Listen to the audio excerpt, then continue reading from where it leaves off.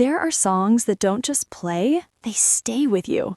This one made me feel calm, thoughtful, and a bit inspired, all at the same time. Yeah, it's the kind of song that makes you pause for a moment and notice things you usually overlook, the little emotions, the quiet memories. Exactly. Welcome to LingoVia English. I'm Sarah. And I'm Ethan. In today's episode, we're learning English through music. We're focusing on vocabulary from the song The Fate of Ophelia by Taylor Swift. We'll look closely at some of the words in the song so that when you listen, the language feels more meaningful. All the words we cover today are useful for everyday English, especially when talking about emotions, relationships, and tricky situations. Let's start with megaphone. A megaphone is a device people use to make their voice louder, usually in public places. Right, you often see megaphones at protests, sports events, or big outdoor gatherings. Someone speaks into it so everyone can hear. People also use megaphone in a figurative way. For example, someone might say, social media gives everyone a megaphone. Meaning your voice can reach lots of people, even if you're just one person. Next, the verb drown. To drown literally means to die because you can't breathe underwater. But in songs and everyday conversation, drown is often used emotionally. People say things like, I'm drowning in work, or they were drowning in debt. It means feeling completely overwhelmed, like something is too much to handle. Now let's talk about melancholy. This is a quiet, deep kind of sadness. It's not loud or dramatic, it's more like a heavy feeling that stays with you. You might hear, the song has a feeling of melancholy. Loyalty means staying faithful and supportive, even when things are hard. For example, loyalty is important in friendships, or she shows loyalty to her family. It's about standing by someone, not leaving when things get difficult. The word grave has two common meanings. First, it's the place where someone is buried. But it can also mean very serious. For example, this is a grave mistake. In songs, both meanings can appear at the same time, which makes the language more powerful. Now for a more informal expression, keep it 100. This means to be honest, completely honest. For example, let me keep it 100 with you. I don't agree. It's common in spoken English, especially American English. Pledge allegiance means to promise loyalty or support, often in a serious or official way. You might hear it in political or national contexts, but in songs, it often means emotional loyalty.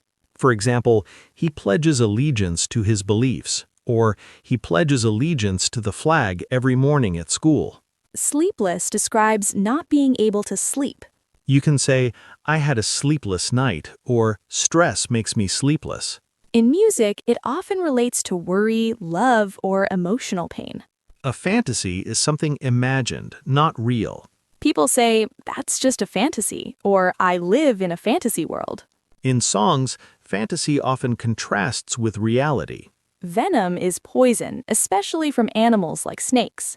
But emotionally, it can mean something harmful, words or attitudes. For example, his voice is full of venom. Sanity means mental stability, the ability to think clearly and calmly. People say, this job tests my sanity, or I try to protect my sanity. It's a common word when talking about stress or pressure. Purgatory is a religious concept, but in everyday English, it can mean a state of waiting or suffering. For example, waiting for exam results felt like being in purgatory. I know exactly what you mean. So stressful. A memory is something you remember from the past. People say, that memory stays with me, or I try to forget that memory. Songs often use memories to explain emotions in the present. A chain is made of connected metal rings, but it can also be symbolic. Yes, people say, I feel chained to my past, meaning they feel trapped. It often represents control or restriction. Finally, vine. A vine is a plant that grows and wraps around things. Symbolically, a vine can represent something that slowly grows and takes control. For example, fear grows like a vine. So far, we've talked about these words one by one, what they mean, how they're used, and why they matter in everyday English. But language doesn't really live in definitions. It lives in moments, in memories, in the way certain words suddenly feel personal even when you don't expect them to. When I first listened to The Fate of Ophelia, I didn't think about vocabulary at all. I just felt this quiet heaviness. Not dramatic sadness, more like that low, steady melancholy that shows up when you remember parts of your life you don't really talk about anymore. It made me think about how memory works, how one small thing, a sound, a sentence, a song, can pull an old memory to the surface without warning. Suddenly, you're back there, feeling things you thought you had already dealt with. Yeah, and it's never the big moments, right? It's always something small. Exactly. A look, a message you never replied to, or even silence. Sometimes I feel like I'm drowning in those memories, not dramatically, just slowly. You're still functioning, going to work, even smiling, but inside, your thoughts are louder than everything else. There's this pressure to be okay all the time, to speak confidently, to explain your life clearly. But honestly, some feelings don't come out that way. They don't come out through a megaphone. They stay quiet. I think that's what makes those feelings stronger when you don't say them out loud. Yes, and when you don't say them, they start wrapping around you. Not suddenly, slowly, like a vine. At first, it feels harmless, familiar even, but over time, it tightens. And one day, you realize you're still loyal to something that no longer exists. That word, loyalty, really stayed with me. We usually think of loyalty as something good, but sometimes we stay loyal to old versions of ourselves, old decisions, old pain. That's true. It's like you don't want to admit it's over. Right, and when you finally do admit it, it feels serious, almost grave, like crossing a line you can't uncross. There's also this strange space you enter when you're not who you were, but not yet who you're becoming. It feels like emotional purgatory. Nothing is exactly wrong, but nothing feels right either. That space is exhausting. It really is.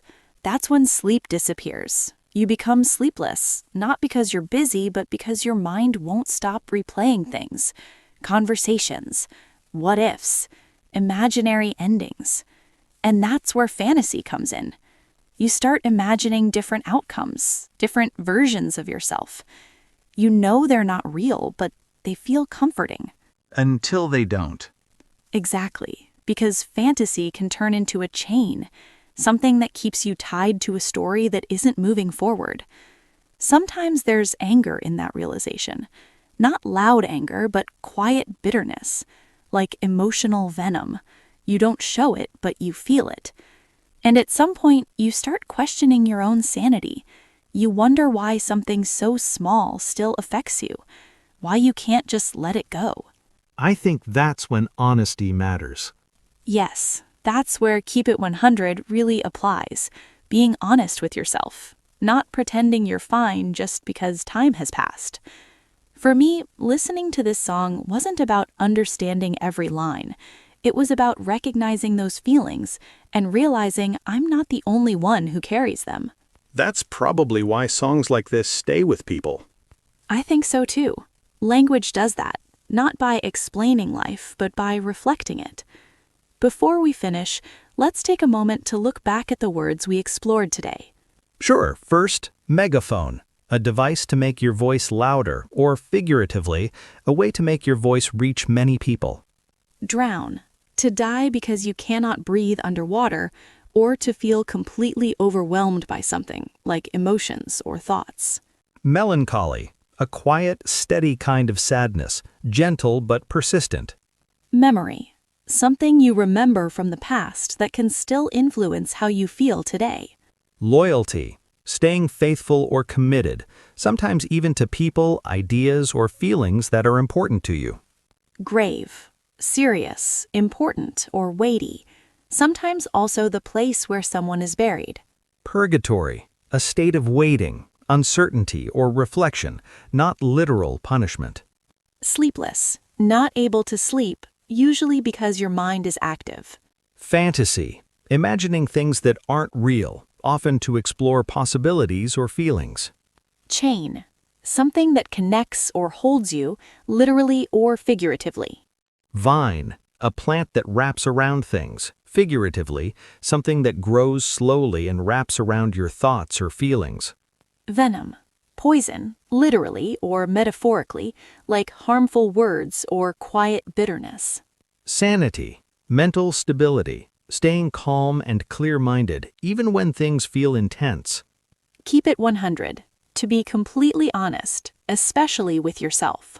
Pledge allegiance, to promise loyalty or commitment, often emotionally or personally rather than officially. As you listen to the Fate of Ophelia, notice how these words shape the emotion of the song. And here's a challenge for you.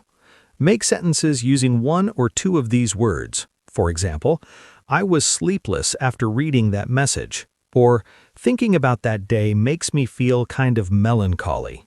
Write your sentences in the comments. We read them, and it helps you remember the language better.